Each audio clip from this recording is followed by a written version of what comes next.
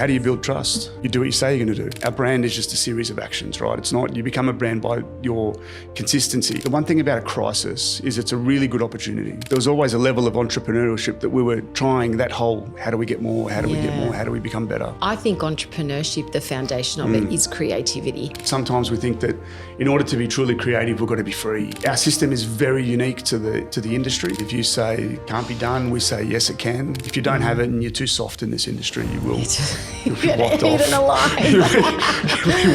You'll be eaten alive. That's the right way to put it. Welcome to another episode of Build Beautiful. Today we step into a life carved with timber and tenacity, a story that begins on the factory floor and unfolds into one of Australia's most quietly powerful interior design studios. My guest, Darren Genner, co-founder of Studio Minosa, a designer whose journey isn't just about form and finish, but about falling in love with the process again and again. This is a conversation about what it means to build a creative life from the ground up, from the sawdust days of his early apprenticeship to the intuitive precision of his award-winning practice.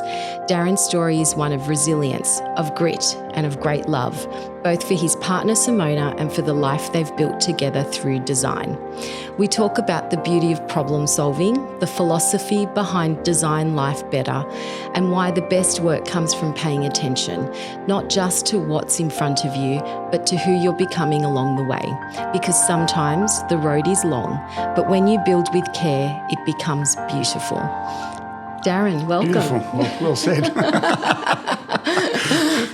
We're so happy to have you on the podcast. Thrilled to be here. Thank you very much so for much. having me. We were talking before and I said to you, we were in similar circles. We were kind of around, on forums that we'd comment on LinkedIn, and then we saw each other at an event last year. And I said to you before, I didn't remember the exact detail of the conversation. Thank you, menopause. But I remember how I felt. And I remember thinking, here's a guy who's been around for a really long time, who knows his shit, and almost a bit anti-establishment, I want to say, but just it was a really interesting conversation. And I know I kind of walked away thinking I would love to get to know the story more. So I'm really excited. I think it might have been a bit of an unload that night. Simona was in Melbourne and, we're very much, we like to do our thing in the way we want to do things. So, it was a bit of an unload because that happens. That happens, right, when you're around for 24 years. But let's go back to the start. Let's go back. Take me back to the shop floor, apprenticeship days. How did you get into, you were a joiner first, right? Well, I think I've got to take a step back a little bit. So year 10 in high school, I grew up in the western suburbs of Sydney in Granville and Maryland. So I grew up out there. Yeah. And school wasn't really good for me. I didn't really like it. I didn't really like the environment where I was. So end of year 10, I said to my dad, I'm out. I'm not going to do year 12. And he goes, no, you're going to do year 12. I said, no, I'm going to do something else. Yeah. And he's like, well, you got 6 months to get a job or you got to join the army. And I went, oh shit, flat feet, blind. This is not really going to go down too well. So I thought, okay, but at that time I had a bunch of great mates that are still great mates. So we loved skateboarding and we were out and we were having a great time. So I kept getting the reminder, 1 month down, 2 months down. And at the time he also said to me, look for an institution job, garden. I love working with wood. I like doing technical drawings, but there wasn't much else at school that I liked. So I thought, okay, well, let's look at the institutional. 2-3 months in, I thought, well, let's look at Garden Island being a shipwright. I could work there, government job. And then I also looked at Sydney Trains, but the process was long and I kept getting in. I got to like second, third interviews. And then at 5 months, it's like, what are you going to do? Anyway, so I found this ad in the paper. It was for Nobby Kitchens. It was an apprenticeship, mass-produced kitchens. I went, oh, what the hell? That'll do. I'm not joining the army. So I went in for the interview and got it on the spot and, away we went. Day one or day two of being there, I hated it. I absolutely hated it. I was on a factory floor. We were producing 34 kitchens a day. It was huge. There's 200 people on a floor. There's wood machining. There's all of this, all these different sections. And I hated it. And I just couldn't stand it. My dad kept encouraging me, just 4 years, get through it, get a trade under your belt, see how you develop and then go from there. Anyway, I started to do okay. I didn't like the establishment, back to what you said. I had guys that had been there for 30 years, all these older guys trying to tell me how I should do something, and me, young, thinking, no, I can do this way, you know. So I used to get my knuckles wrapped a lot. And one guy took me under his wing and he said to me at the time that a chef will never tell you the ingredients. You have to always watch. Yeah. Wow. And at the first, well, he didn't tell me straight away about the watching part. He just said about the ingredients, and I went away thinking about watching and all that sort of jazz. And it's something that stays with you. Yeah. So all through that time in working for Nobby Kitchens, I ended up staying there for 7 years. And after 3 years, I became a leading hand of a section because CNC machinery came in, and people weren't prepared to adapt. You know, the older guys, they looked at that kind of like AI now. Everybody looks at AI and we're thinking, oh, that's going to take away jobs. But go back to sometime before 2000, and there was these CNC machines coming in and all the guys didn't want to use them because they thought you're going to take away our jobs. I said, I'll do it, you know, and I just learned from there. Do you think it's because you had youth on your side, or was it just a mindset because you were a curious person? No, I think it was because as a young guy, I was looking at it. My first pay packet was cash, $93. That's what I got in an envelope, you know. Yeah. And you go home, you give your folks $30 for board, and there was the rest for you. Yeah. And as a young kid, I was thinking, shit, how am I going to get more money here? How am I going to get it better? So I kept looking up. I kept looking, okay, how do I get his job? How do I get his job? How do I get that? How do I get better? How do you move forward? How do I progress through? How do I progress through this? Yeah. And I always saw it as learning, and I saw the CAD machines as an opportunity. I saw it and I thought, okay, well, they were sitting idle there. No one was really using them or getting the best out of them. So me and another young guy, we said, well, let's really get into this. And we sort of challenged ourselves a little bit by pushing and learning things. And it was cool. Amazing. And did you work much with your hands at the time before the CAD machines, or no? It was really just process. Yeah, no, it was. I liked wood turning it when I was in high school. I liked machining things. I liked making things. I liked that, but I was always really bad at finishing them off. Like I could do the machining part of it, but putting it together, and that was, you know, I just tend to rush it a little bit. Do you find that you still want that process to progress quickly? Look, I'm patient, but I'm not. Yeah, so okay. I like the process, but I'm sometimes, and Simona would tell you that I'm sometimes in too much of a hurry. Yeah. So, oh, well, I know that feeling well. Yeah, you know. Would you say you were creative back then? Like, did you know you were a creative person, or has that come later in life? No, there was always something. Like I broke my arm in my first year of my apprenticeship skateboarding, and I was laid off for 3 months. I had operations and all sorts of stuff, and I picked up a camera, and because I couldn't skateboard with my mates, I was taking photos. So at that stage, I started to develop this love of photography. So that was something, yeah. So there was that side of it. I was a DJ when I was younger, so I love playing music, and still to this day I do like that. All creative outlets. It's all creative outlets, yeah, but you don't realise that at the time, right? So now looking back at it, yes, there was that, and there was always an entrepreneurship. So we, you know, through the playing music, it was like, oh shit, how do we make a business out of this? So a couple of my mates, we started a company, we started DJing on the weekends, and you know, and there was always a level of entrepreneurship that we were trying, that whole, how do we get more? How do we get more? How do we become better? So, how do you improve? But I think entrepreneurship, the foundation of it is creativity, because you have to be a creative thinker. You've got to think outside of the box. Yeah. So I love that you've kind of, you know, said entrepreneurship. One of my favourite topics, actually. Yeah, I think you have to think outside the box. It's what separates us from being business owners to employees. Really. Absolutely. Yeah.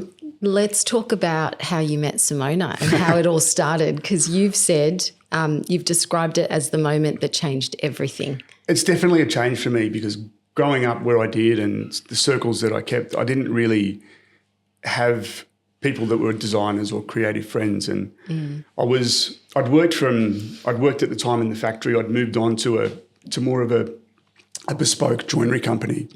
And so that was after Nobby Kitchens? Yeah, so after Nobby's, I developed this skill with the CAD machinery, and I got known through the Italian companies that brought it into the country for the skill that I had in programming it. Right. And then another company had just picked up this machine, and it was laying idle in their factory because they didn't know how to use it.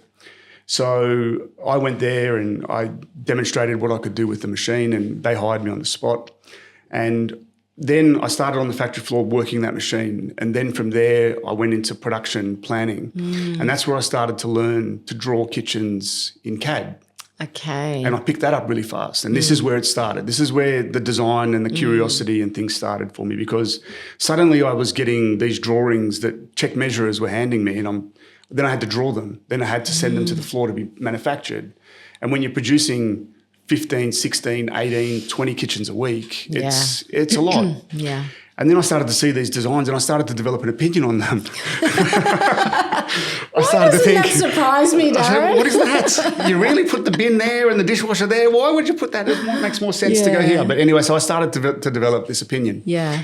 And then again, wanting to be better and push through it. At the time, I was taken under a wing of, funnily enough, the joinery company that we still use to this day, John Little. I went under his wing and he taught me a lot about kitchen pricing and manufacture and joinery and all this sort of stuff. So I sort of moved through production planning into contract management. Okay. When I got into contract management, that's where I had to sit down with all the designers, because the kitchen industry back then was, and it still is to this day a little bit, it's commission-based. You had to service a lead. You had to sell. If you didn't sell, you never got money.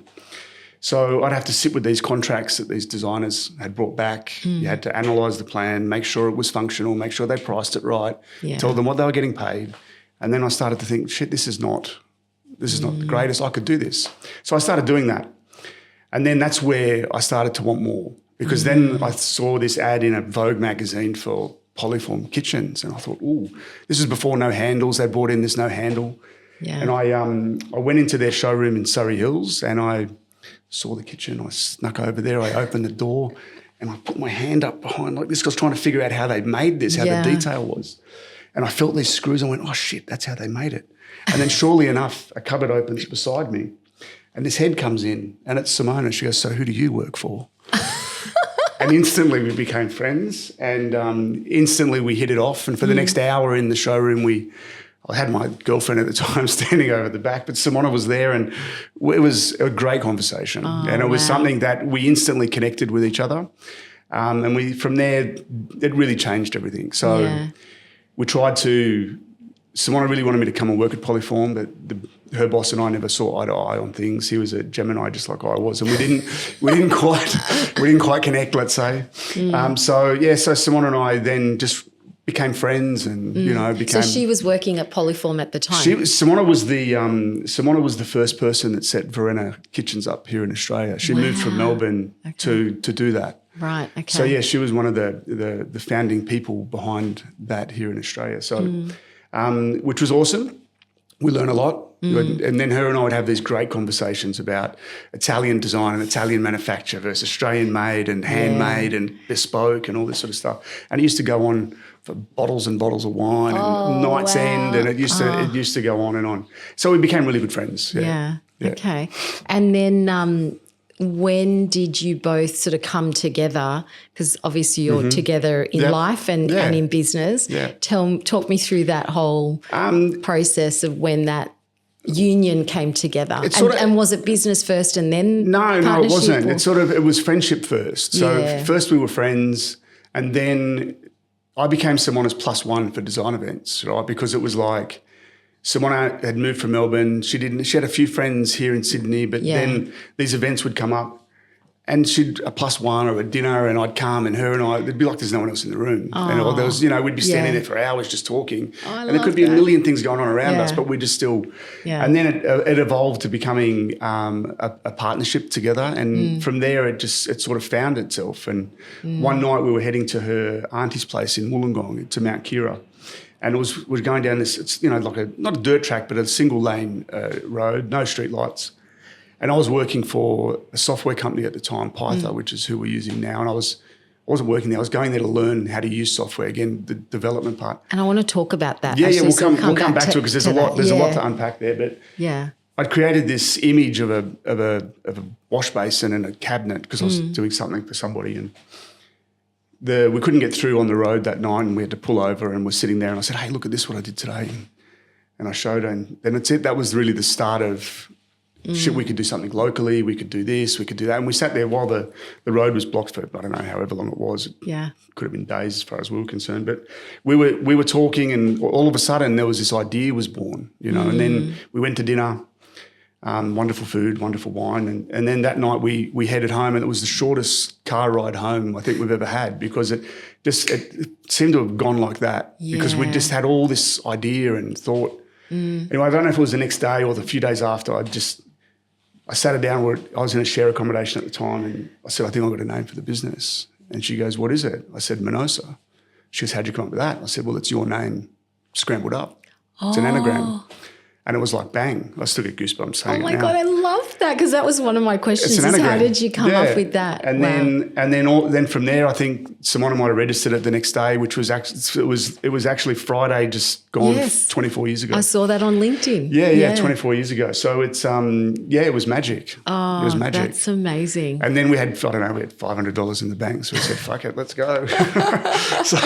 And the rest is history, 24 here we years are. later. We should have disappeared overseas somewhere, but, wow, madly we set up a business. That's amazing. And you started with designing wash basins originally, and then it morphed into more. So back what was the progression? Back in the early 2000s, I don't know if you remember, but we had a water problem.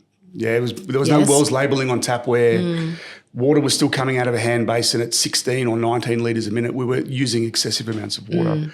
Anyway, Simona and I had researched how we could create a wash basin seemingly flat and control water to make people be conscious of their water consumption. So we created these products called the Puddle Scoop, Ovo, Carver. So they were relatively flat basins, all made out of Corian, and they were all handmade here in Sydney, and to this day they still are. Right, okay. So we designed this.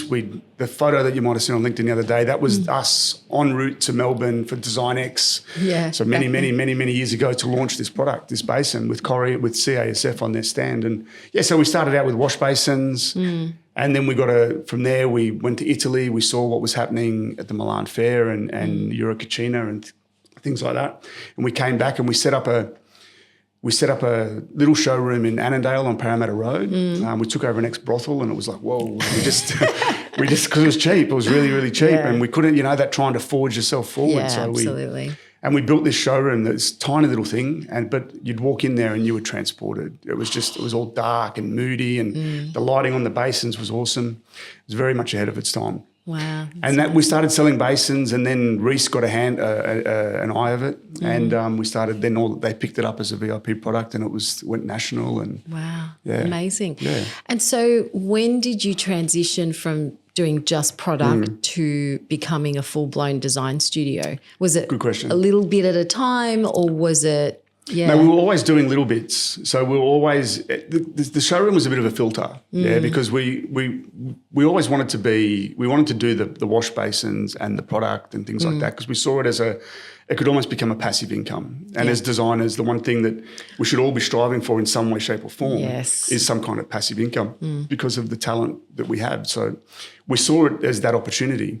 And then when people would come in, indirectly we'd be speaking to them, and all of a sudden they'd be talking about bathrooms, or they're doing their kitchen, and you'd have the plans in front of you, and you could almost, you're not telling them that you are a designer, but you're qualifying them, and you're understanding if they're the right person. And from there we picked up some wonderful projects, design, and we started to do interiors, and we weren't advertising it, but we were doing that. Yeah. And then we had one client that Simona was just about to have our first child, and they decided not to pay their bill.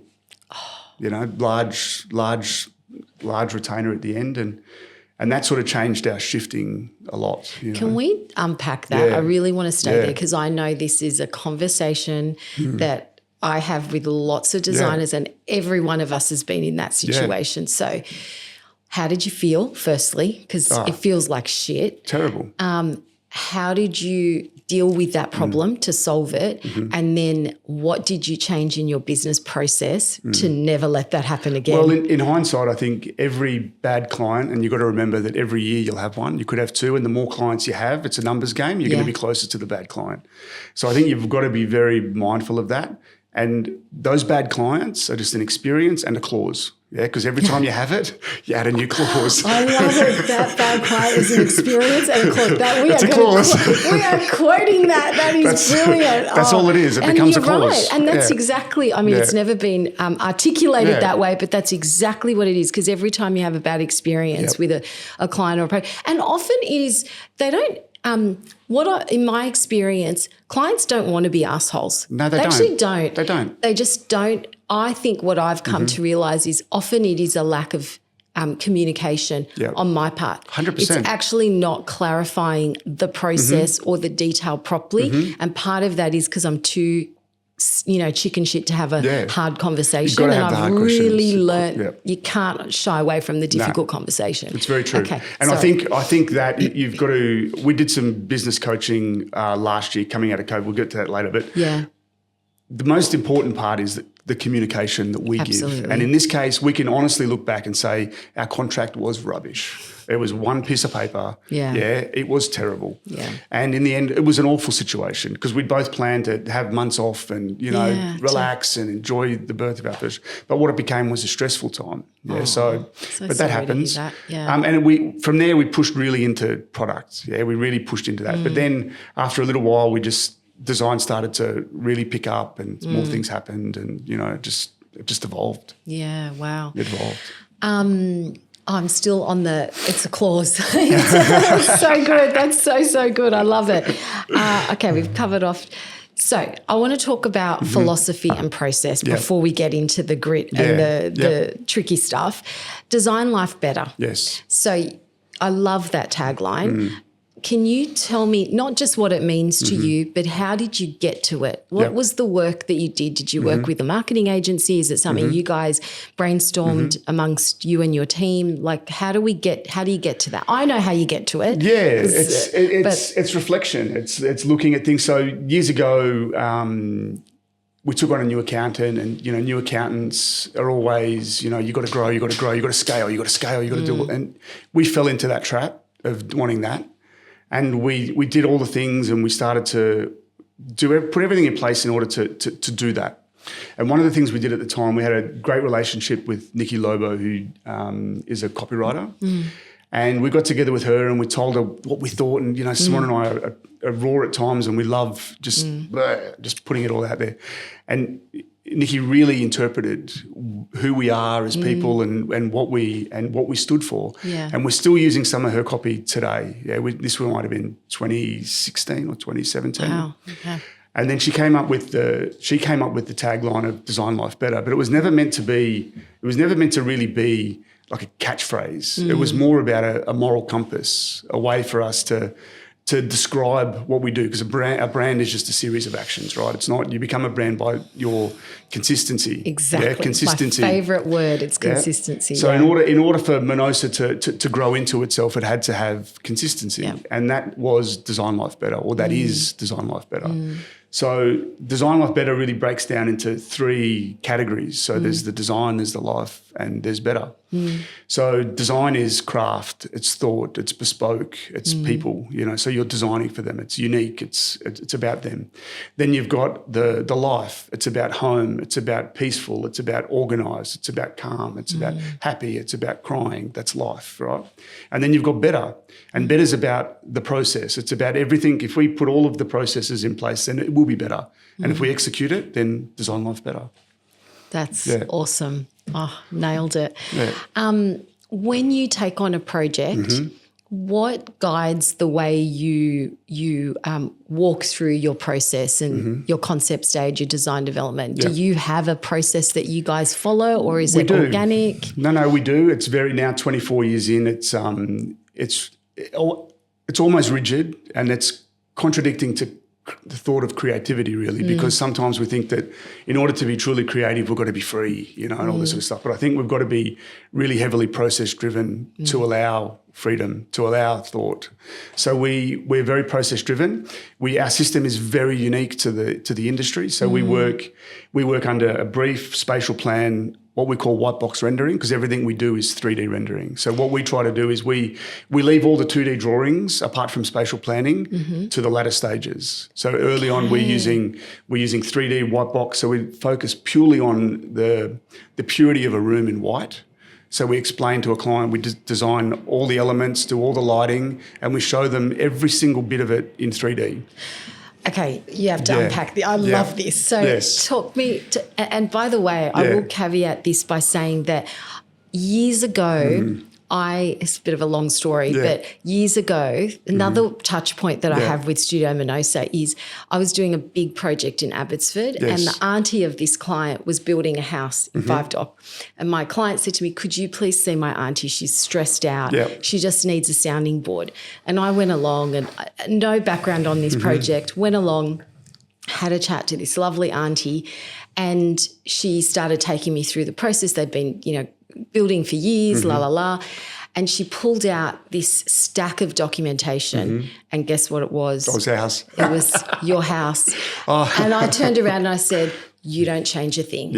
You do not touch this. You execute exactly as they have drawn it, exactly as they have specified it. Do not, she was like you know when you get a client that's just nervous, they're nervous. It's a lot of money. It's a long process. So by the time they get to building that, they're like questioning everything.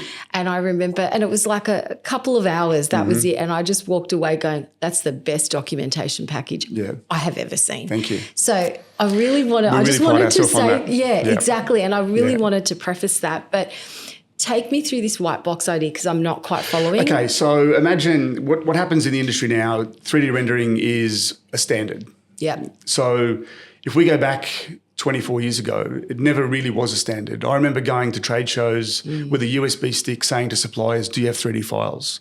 I need OBJ, I need 3DS, and they'd look at you like you were mad. But I've always been a believer of showing people in 3D, and it goes back to my early days when I became a salesman or a designer. Back then in the days it was really selling. I would take a laptop into people's homes and I'd draw their kitchens on the spot. So I'd meet you, I'd greet you, I'd understand who you are, and I'd be drawing it on the spot. So I've really had this fascination because I saw how people, because a husband and a wife or a partner, not everybody understands 2D. People look at a plan and they don't get it. They don't get it. And this is where variations come. This is where problems come. This is where all of that can happen is because people don't understand. So Simona and I always saw 3D as a big part of what we do because it was ability for us to show people.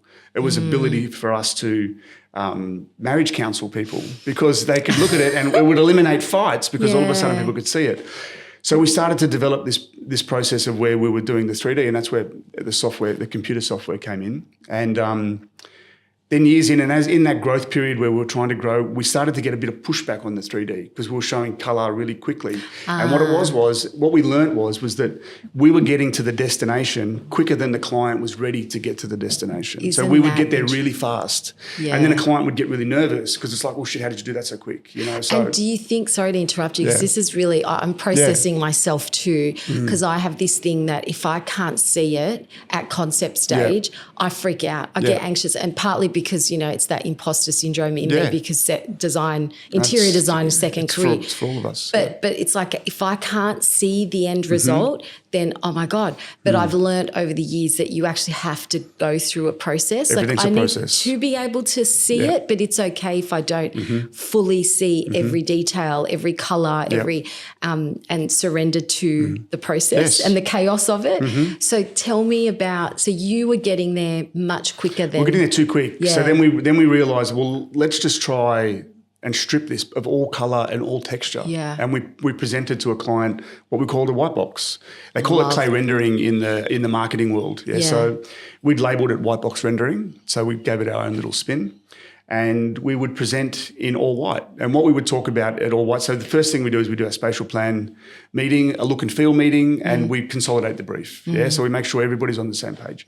Our second meeting would become a white box meeting where we show people, let's say, this room in pure white. We're not talking about floors or rugs or whatever. We're talking about bookshelf here, window there, light fixture there. This is where it's all going. And you get to understand all the details there. It's styled. There's books on the shelves. You see it all. But a client could then feel the space. They could ask the right questions. We could talk about transition and how we move through something. We could talk about the switching of lighting and all of the things that they needed and where they were going to store everything and so on. Really hone in on function. Hone in on function right? First, but in 3 dimensions. Yes. Like typically in a design development meeting, most people would be talking about it on a 2D plan. Yeah. And you could elevations, you could look at a husband or wife or a partner and they're fogged over. Yeah, you've been talking for 2 hours and you just put your head up and all of a sudden you take a breath and they don't have a clue what you're talking about. Yeah. Whereas 3D, there's nowhere to hide. Yeah. You've got the feeling and you can really fall in love with it. And so what then happens? You go away from that meeting, you get buy-in, I assume, from the client.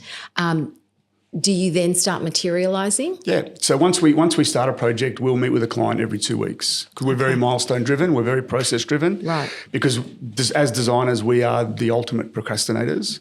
The trying to get to a point where you go, is it good enough? Should I just do a little bit more? You know, done is better than best. It's just get it there. Yeah. Get it over the line. Version 1, let's talk about it.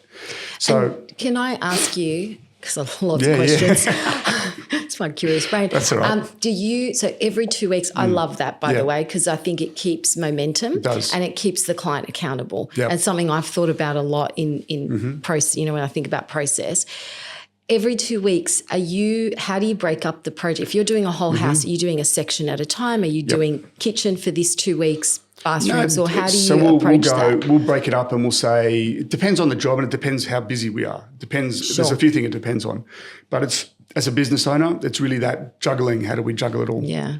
So we would look at it and we'd go, okay, we might do a living room, white box, and a powder room and a laundry. Yeah, right. And then at the next meeting, we'll present that in 2 weeks. We'll present that in colour, and then we'll present the bathrooms in white box. And then at the next meeting, we'll swap over. And then what we do is after every meeting, we give the client the opportunity to, as one revision, they get their revision. Yeah. We make an adjustment. Yeah, and we just keep going through the house. So and it's quite organic almost. Yeah. But what you're doing is you're getting the client just to fall in love with it slowly, and it's process. Because ultimately, by the time we get to the documentation stage, which we all know is a ridiculous amount of drawing and time, we want full buy-in by that stage. Yeah. So you're really not starting your documentation package until you've had buy-in on all the details. 100%. And then you basically go hell for leather, document it, hand it over. Our last meeting we have before documentation is we'd go through storage. And we'll go through wardrobes and, all the things that we need to include. And then we get stuck into drawing. Right, yeah, because, clients, we could be there all day doing revisions on 2D because people don't understand it. So true. And especially when you start talking about multicolours and layering and, all that sort of stuff, it's better to show it in 3D. Yeah. Because then, boom. And I love that you're doing it as a white box because I think, I say this all the time to clients, we have to get the function right. You can you can make anything look beautiful, honestly, like anything can be, pick the right materials, the right colours, the right styling, beautiful. Yeah. But if you don't get the function right, and that's what you don't see when you open up a magazine or you look at Pinterest or Instagram, you don't see if that actually functions well or not. Unfortunately, we live in this world now of this digital screen, over stylized images where, you could be on a photo shoot and it could take someone 2 hours to get a towel hanging right. So we're not really showing the reality of life. So we try to really understyle our work so people can see what it is. And that is that's part of, I think, your story and the language I see. I mean, I've been following you guys for years. You really get the sense that you're prioritising life functionality and then the work is divine. The detailing is, and I've seen it. I've seen that finished kitchen in 5 Dock and it's like, holy shit. I mean, it had been installed, but the whole project hadn't finished yet. And I went back and I'm like, oh my, like this is just, you can tell the years and years of expertise and brilliance and the layering of materials and it was amazing. Anyway. Yeah, Simona's really, that's something that she really brought to the table was whereas I'm a bit more detail and spatial orientated. It was colours not my thing. Beautiful, and the materials selections were amazing. But even the detail around how the joins were, it's important. It's important. Yeah. So I just want to go back. So we talked about the white box. Yeah. I forgot my question now. Geez. So white box, we head to colour, then we head into the documentation phase, and then that's a long process. Yeah. Right. And then away we go. We create the package, all the documents, and then off you go. And then do you do a lot of the management of the project? Are you involved at that construction phase for most projects? Well, it's interesting. Depends? Like going back to the scale part where we try to scale the business. Yeah, you lose that because you're just really focused on, you bump up the staff. You've got too many. You're not particularly the right people. But where we are now as a business is where we're trying to get less clients. You know, I know it's a bit of a contradiction to business model, but I'm with you there. We want less clients. Yeah. We don't want more design jobs. We want more clients that buy into our process, that buy into our moral compass, design life better, and that buy into us as a team. So we want to be doing less work but more things. So better. Better. We want to be doing it all. So now what we've really started to take on in the last 2 years is everything: the furniture, the procurement, looking after the whole thing. So we're trying to have, less clients, more work on every job. Yeah. And that's really the goal at the moment. We want to minimise the number of personalities that we work for. How do you go with building relationships with clients, like that trust process? Talk to me about, because like I have these conversations with designers all the time. You talked about having the store in Annandale and that was a really good filter. What's your filtration process now for clients? How do you build trust? You do what you say you're going to do. Yes, true. So in order to build trust with the market, we've got to promote ourselves in a way that they resonate with. Yeah. And then once they experience it, it's got to resonate with what we said it would be. Yeah. Yes. So that's really what it is. And then from there, trust comes. We have the first meeting. There's always a little bit of apprehension at the brief. Then we send a return brief that starts to build a little bit. Then you get to the spatial plan. There's a lot of people question. But then you give them a few, and then it happens. Yeah, it just naturally comes. It comes, yeah. Can you give me an example of one of the projects you've worked on that you've loved and why you've loved it? Like, is there a particular? Was it the process itself? Was it the design itself? What is it that? What I could say is one of the jobs that's really pushed us into our mentality change is we just completed a job in Melbourne. It's the most recent one we've photographed, which is in Brunswick. Yeah, and. Once a year we have this little Black Friday sale. You never discount fees, never do that. But we do it once a year. Yeah, and we have a bit of fun with it. And right. So about 3 years ago we did it, and this client from Melbourne called and said, "I want to get a kitchen done." So how do you advertise that? Like what? Instagram. Just on Instagram. 55,000 followers. Someone's going to pick it up. You have 55,000 followers? Wow, God. Anyway, that's a long story. Important detail I needed to long story.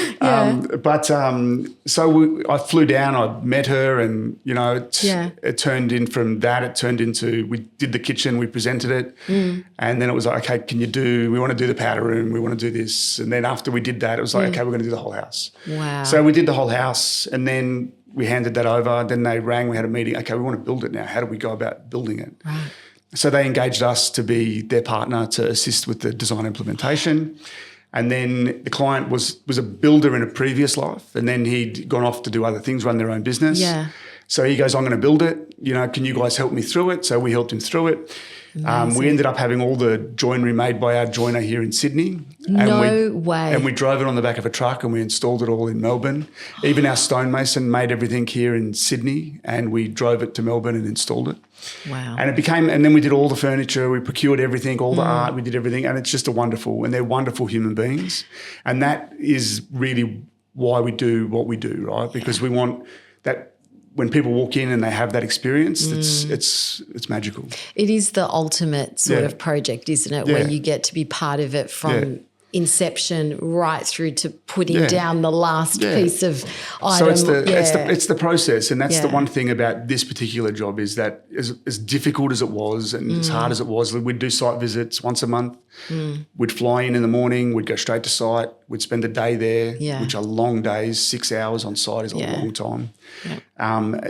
Back to the airport, on the plane, back home. Yeah. All in 24 hours. All done, you know, and when you're committed like that and the process is executed and there's complete trust from the client, that's the best job. It's the unicorn. That's the unicorn. We're all praying for that one. That's what we're and hunting for. Everyone is absolutely. Yeah. How has your experience in production or mass production influenced how you approach bespoke interiors now, bespoke design? Because it's so contradictory. So what is it about that to where you are now? I think it is, but it isn't, because the one thing you learn from mass producing something is that everything is a process. Yeah. Yeah, you've got to have the carcass end drilled and edged before it can go to the next stage and before it can go to the assembly shop for it to be assembled. So you learn process and you learn how to. When I became a leading hand in the factory as a third-year apprentice, it was my job to make sure that every man that I was looking after had enough work to keep them busy. So it's a process. So you're juggling that. Yeah. So and I think that's one thing that I learned from that experience, And then I also learned things on how not to do it, because I didn't like the idea of things being mass-produced and pushed on people that weren't particularly right for them. So I remember questioning people as a young boy. How can you be selling kitchens to people on the night in someone's home? But anyway, it's just questioning the establishment. Yeah. You know? Well, you've got a curious mind, so I think that it seems like that's held you in good stead these years. Yeah. And then I guess the same question, but in relation to business, how you talk about process and making sure people are doing the things that suit their skills. Yep. Have you applied that same philosophy in terms of how you run a business? Look, Simona, if Simona had her way, we would have been process driven from the start, from the outset when it was just her and I. Yeah, right. Slaving away back then. But, I kept pushing to say we've got to get runs on the board before we can go down that path. Now, all these years later, I know that I'm wrong and that she was absolutely right. And in most cases, if you're watching, you always are. Don't you know? The woman is always right. I'm learning. The partner is always there's right. hope. There's hope. So now we're in that age of our business where it's really important. Yeah. We're fortunate that we've got such a wonderful team. Yeah, we've taken people from every one of our teams come out of the TAFE system. Okay. So we've taken them straight from school and we've helped, teach them our way, I suppose. I love that. And we've given them opportunity where sometimes they might not have had it. And they're wonderful. So we've got 13 years, 10 years, 7 years, 5, so wow. there's 7 of us now in the studio, and it's trust built up over a long period of time. Yeah. And we're now developing the processes of how we do it and analysing and making sure that we're better every time. Oh, that I love that. And it actually says a lot when you have staff that have stayed with you for a long time. Yeah. That says volumes to me, and speaks volumes of you and Simona and that philosophy. Because what I see is that it's all your life. It's not just the way you approach business, it's the way you approach life. It's the humans we are. Yeah, and exactly. we've hired really good humans. And when we are hiring, we're not hiring on skill alone. It's not always what you're looking for. You're looking for the human touch and how they're going to handle situations and things like that. Personality, mindsets, all important. Yeah, and whether or not they like lollies or chocolate is always a big one. That's so funny. Chocolate for me. Bingo, you're in the right crowd then. Okay, so I want to talk about resilience and grit now. Important part to unpack because when you're around for 24 years, you've seen a lot of things. Absolutely. You've seen some highs and lows. Yep. Maybe let's talk about GFC. I know you've got a whole story around the GFC. Yeah, we've got a few great stories in that sense. So the GFC, we were in our Annandale showroom at the time. We'd had our child. We were living above our studio, so we had a little bed sit up top where we were staying. And we'd bought a property and the GFC, we were settling, the GFC hit that day, bang. So we had a plan, we were buying this house. It was an old corner shop. It was completely run down, needed a complete renovation, graffitied all over it. All of a sudden GFC hits and all of our clients since inception have always been business owners. It seems to be that's where we've landed. So all of a sudden we'd had all these clients where their net worth was just gone. And all of a sudden we're just like, shit. And we've got the keys to this house. We had a very limited amount of money, but we had grand sort of plans. So we went, okay, we just got to get in, make it right, and we've got to get through this. The one thing about a crisis is it's a really good opportunity. If you can put your mind in the right spot, it can become a great opportunity because you get to learn the most about yourself, the people around you, the people you can trust. You learn to cut things off what you're spending, and you go, okay, this is what is really important. So the GFC, we got into this house and we just had to make it work, and we had a 5-year plan. That 5-year plan ended up turning into 12 years because once the GFC hit, we then had to reestablish ourselves and work through it. And then there's other things that come along. We had the GFC. Then the biggest crisis we've all had is COVID came. Yeah. And then similarly enough, with the same property, we were knee deep renovating this property. During COVID? No, just before. Oh, just before. We were renovating, we were building, we were extending, we're doing everything, spending lots of money, and and then all of a sudden we get wind that there's and we're like, okay, shit, we had to rush to get it livable. And we said, okay, everybody out. We had no kitchen, we had nothing, but we had to move in and make good, so that we could get through that period. We didn't want to be in a rental property. So you get in and you adjust and do what you need to do. And how did COVID go for you and your business? COVID was really good. You learn a lot in those processes in that time, as I said, but we learned about our team. We learned a lot about that. We adjusted our work hours through COVID. That stayed with us now because we start at 7:30, we finish at 3:30. We only work Tuesday to Saturday. Yeah, I saw that. I love that. And so that came about because of COVID? No, the 7:30 to 3:30 did, because when it was happening, we wanted our staff not to get the train to work. We wanted them to drive, and in order to get parks in a car park in Alexandria, you got to get there early. Yeah. So they would come in early, and we say, "Well, we'll leave early." And then everyone was getting a quality of life because you got more sunshine in the afternoon. It's nicer and so on. So, and the Tuesday to Saturday part came very early on. So because we were working with business owners, it was very difficult to see them. And we didn't want to work at night time. We wanted to work at business hours. So we decided that we were going to work Tuesday to Saturday, because Saturday we can get the partners together, and they don't have their phone in their hand and they're not, sorry, I've got to take this. They were focused, So that's just something that stayed with us, and we still do it to this day, Tuesday to Saturday. We don't work Mondays. All the problems of the world happen on Monday. By Tuesday, they seem to be gone, which is awesome.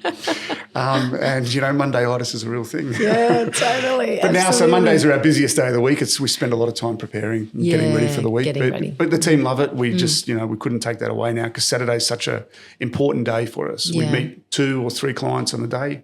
And you just have to be so prepared. If you're going to run back-to-back client meetings, that's exhausting. So you need 4 days to prep for that. Be ready. To gear up for that. Yeah. And it's really good. And Saturday's quiet. The phone doesn't ring. Suppliers don't turn up unannounced. Absolutely. So you can really focus. No, it's really clever structure, actually. Yeah. So what COVID really taught us was it taught us that we were fortunate that we were already working remotely with a lot of clients. We'd been doing work in Melbourne, in the outer skirts of there. So we were already using digital platforms to present. So we were lucky in that sense through COVID. We'd had a good grasp of it. We had our systems. It was very difficult for creativity because everyone was pushed away from each other. But we got through it. We were very, very busy. We were really busy. That was my next question. Did you find that things just took off over those couple of years? We were inundated. But the problem we had was not COVID. The problem was coming out of COVID. That was our problem. So talk to me about that. Well, coming out of COVID, we really loved it as a group. Simona, our kids, in our house, we sort of moved back into our property after we'd renovated it. Simona and I wasn't much of a gardener at the time, but we built this garden, and it's something now that we cherish and we love. So it was a really difficult period coming out of it, because then all of a sudden work dried up. Everyone started travelling, and then it became hard as a business owner. It's hard to keep everything rolling. And we kind of found that we lost our founder's mentality a little bit. The Founder's Mentality is a great book where it talks about the energy that you have as a founder to solve any problem and to just pick yourself up. Yeah. So we found ourselves a little bit beaten and a little bit tired, and it was really hard going to be a business owner in that period. But we did some mentoring last year, which really sort of gave us back our verve for what we're doing. With the mentoring, did you choose someone that was outside of the industry? No, we chose something that was inside the industry. Okay. So we chose a group thing where with Andrew Mitchell, the design coach, and we spent time with him and a group of people. And it was wonderful because it gave us the opportunity to realise what we'd actually achieved in 23 years at that stage, because you start to, there's the imposter syndrome where you're beating yourself up, things are tough. In 23, we also had a robbery, which really played on that. Our studio got robbed and everything got stolen. So we got... What do you mean? Like computers? Everything.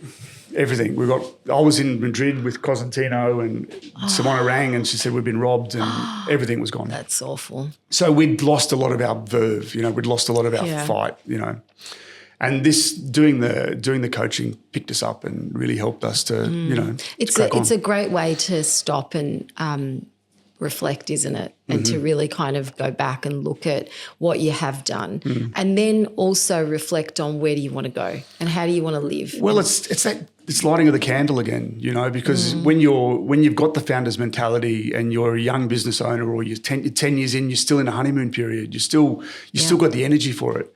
But 20-something years in at that stage, you've just been robbed, you've just come out of COVID, things are tough. Yeah. But you've got this wonderful team. You've got these, and we did everything. We fought as hard as buggery. I can imagine. And we learn that in those times that the resilience and persistence, and the doggedness not to give up, that's the superpower. Yeah. And that's what business, you've got to have this ability just to go, you know what, fuck it, I'm fighting. We're going after this.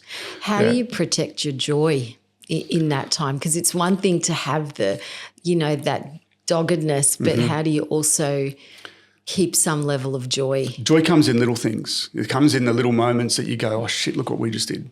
So I'll go to the robbery. We got robbed. We got all of our computers gone. I think we had maybe two computers. One of our staff was off with a knee reconstruction. So because of our computers are really powerful because of what we do with CAD. So we didn't have a website.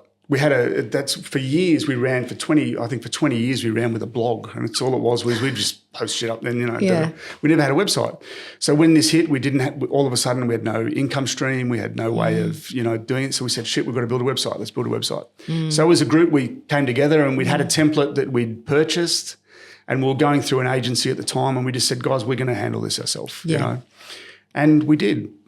Together, we all pulled through, and we, one person this, and then we built this website. So there was a bit of joy in that. Suddenly we came out of it. Because you're creating. Just because you're not creating an interior, you're still creating something, and that's joyful. We told our story, and that was joyful because all of a sudden we all had this, this shiny, glossy thing that we were all really proud of. Oh, that's amazing. So talking about resilience again, do you think resilience is something is innate in you as a person or as people in general, or do you think it's something you learn over time through life experience? It could be both, but I think both Simona and I are very headstrong people. We're black sheep in that sense. We like to, if you say no, we say yes. If you say can't be done, we say yes, it can. So we're that kind of people innately ourselves. So I think it's something you can learn because if you can get up from the knocks and if you can move on and fight, then it's something you can learn. But I think it's certainly something that you need to have. If you don't have it and you're too soft in this industry, you'll be wiped off. Eaten alive.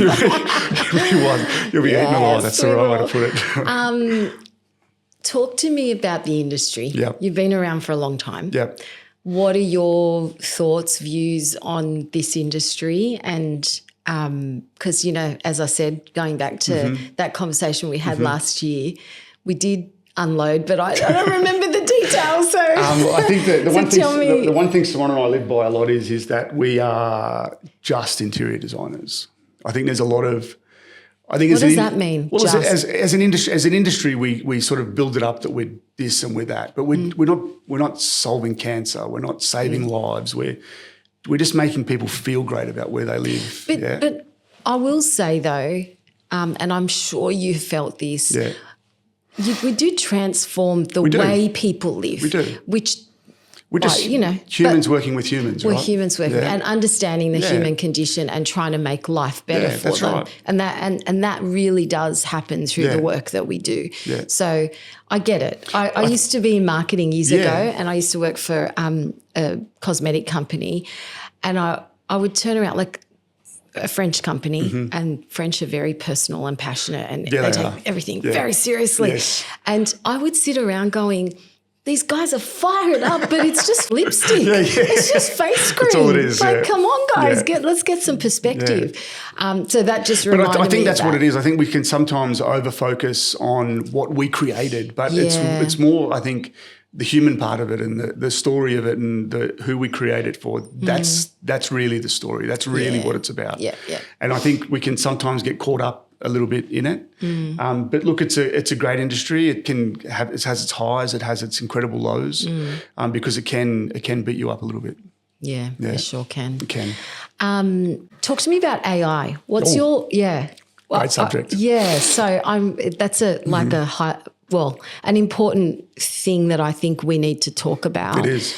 My husband just came back from a conference. He works for an accounting firm, and the whole conference virtually was about AI. And, this whole sort of almost scaremongering a bit that if we don't take it up, if we don't embrace it, we're going to be left dead in the water and la, la, la. So I'm just interested, and it's a conversation I want to have with everybody around, what are your thoughts on it? Will you embrace it? Have you embraced it? Will you have a process around it? Yeah.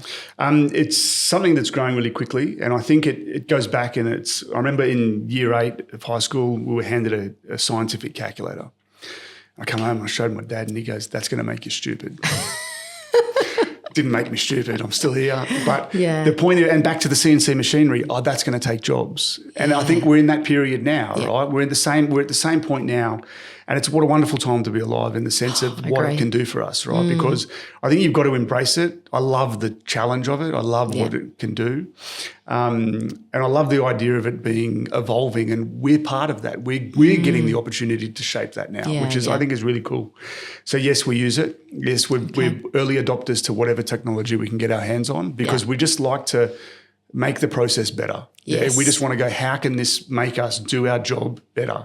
And I think people will say AI is going to stifle creativity, but I think it can spark creativity as well. I agree 100%. I think through words, we've all learned through ChatGPT that it can really help us a lot. And I think if you can embrace it and you can not be scared of training it and doing that and spending the time with it, it can be wonderful. And we're finding the benefits of that ourselves.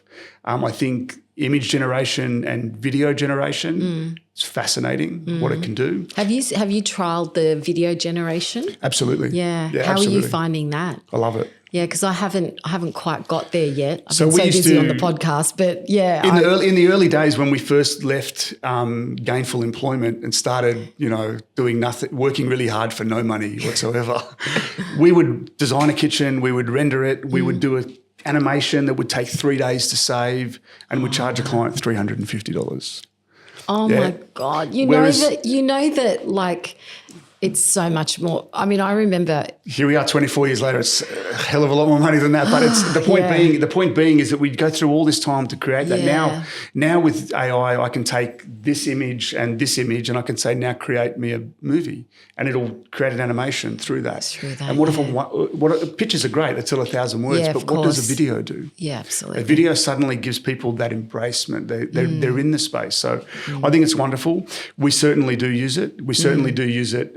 We use it in the briefing process. So we use it for taking clients' words that they give us, turning those words into a statement, and then from that statement, then use it to generate images, because a client's not always articulate with words. They might say they want something modern, but then they show you a picture that's French provincial, and they go, "This is modern." Yeah. So when you take the words and you plug their words into AI and you show them what that looks like, suddenly they say, "Oh, that's not what I'm looking at." And at the early stages of design, especially a 3D studio, where it takes so much time to build a 3D, we've got to be sure about what we're building. What you're building, absolutely. And I should have asked this question earlier. Go back to the program that you use. Is it Python, you said? So it's a little German known package called Python, and it was made by a family in Germany. They needed to establish how to build a tunnel through a mountain, and they needed to calculate the load. So they're very, very intelligent people. They made this software. Anyway, I'd learned about this software back early 2000s. And I went and knocked on the guy's door. I knew the guy that was bringing it into the country. I went and knocked on his door and I said, do you mind if I come and learn it? And he goes, sure, come learn it. Come whenever you want. So I'd be there before his staff would arrive in the morning. I'd be there and I'd be kicked out of there in the afternoon. And on Saturdays I'd ring him and say, Theo, I'm here. And he goes, well, I'm not open on Saturdays. But I said, man, I've travelled all the way from...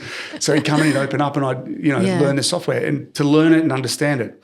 But we then developed that into what we do and every day of what we do now. So you've used that... For 24 years. 23 years. That's amazing. So before SketchUp, I would say. Long before. And what we've learned is the power of 3D. And I remember sitting down in front of the computer and the guy that was going to train me how to use it, he just opened it up and he goes, what would you like to build? And I said, what do you mean? And he goes, you can build anything you want. I said, I'll take it. Oh, that's And amazing. then I said, how much is it? He goes, 20 grand. I said, fuck, I can't afford that. So we had to come to an agreement, So, and then from there it started. And then Simona and I started designing kitchens and interiors and not charging a lot of money for it at all. I have seen those renders through that package. And I mean, this was a few years ago, so it really was before kind of SketchUp was even taking off. Yeah. It was well ahead of its time. My God. So we could, we've stopped doing it now, but we used to be live we can walk people around visually in the scene, we can open doors and we can do things, but we stopped doing that because the requests that you get from there, that we don't want clients to think it's, as easy as it can be. No, that's and the ease only comes with a long period Lots of time. Of experience, yeah. It looks easy, but it's not. No, of course not. Wow, we've covered a lot. There's so much more to talk about. I know. Tell me. What else do we need to uncover in this? I don't know. I think process is a really big part of what we do. I think that's something that I can't harp on about enough. Something that we're really going through at the moment, trying to make sure that it's as good as it can be. Are you still sort of like, obviously you did your mentoring last year. What were the big things that came out of that process and what have you changed since doing that program? Communication, the way we communicate who we are and what we want out of a transaction is probably one of the biggest things that we've learned. Okay. We've got our contract better. We've gone to a digital contract now, so it's all online and we send a link to clients. It's very clear. We've got a menu where they can add things if they want it because they don't realise that you do it. So, and us communicating concept to completion, us communicating that we want to be part of that process all the way through. I think that's probably the biggest takeaway from it, as well as believing in ourselves and trusting what we'd achieved in the past. So I think that was really I can't believe that you and Simona, who have existed for 24 years 24. And your level of experience had any level of imposter syndrome. No, it happens. It blows my mind. No, it does. But I think because you get beaten up and the industry, like big things happen, robberies, COVIDs, it happens. Absolutely. And I think it can happen to all of us. Oh, yeah. Yeah. Pretty much, absolutely, in every aspect, whether you're designing, podcasting, whatever, it's...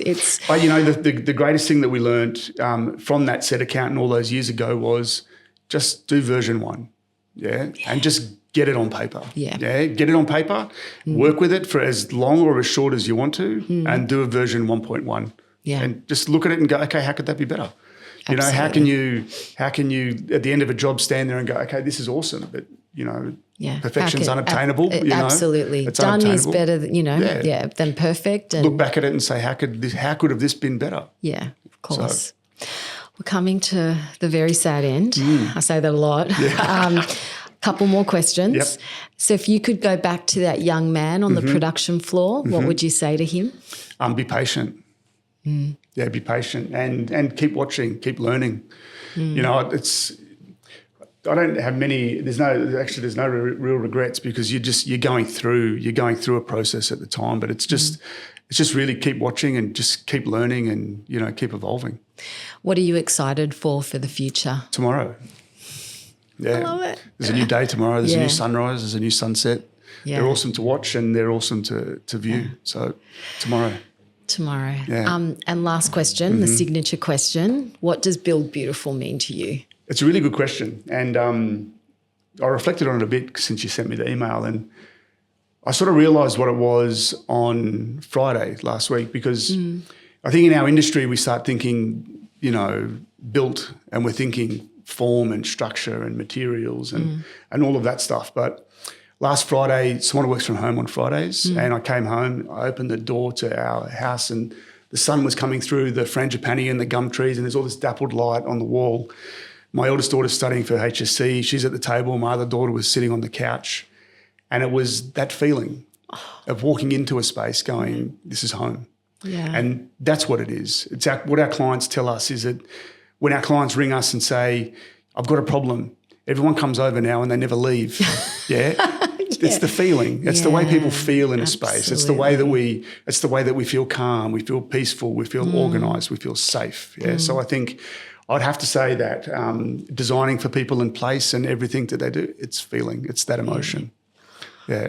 Couldn't have a more perfect answer. I love it. Darren, I can't thank you enough. Absolute Honestly, pleasure. It's been such a good conversation. I could literally talk sure to that you. was 45 minutes? I think we went over an hour actually, didn't we? Yeah. It's so good. You are like just so you're inspirational, you're positive, your energy is amazing. Thank you. I can see it. I've been watching you guys for a long time and meeting you and Simona. Yeah. It's amazing. And thank you for being part of this journey. For me, Build Beautiful is about highlighting these important stories and not about the work, because everyone knows the work is great, but it's actually about the people behind it, the stories, the human stories. So thank you. I think it's a wonderful thing to be telling, because there's so many awesome designers out there and creatives and marketing people. Yeah, that their story needs to be heard. So thank you very much for having me. Oh, pleasure. Thank you. Thank you.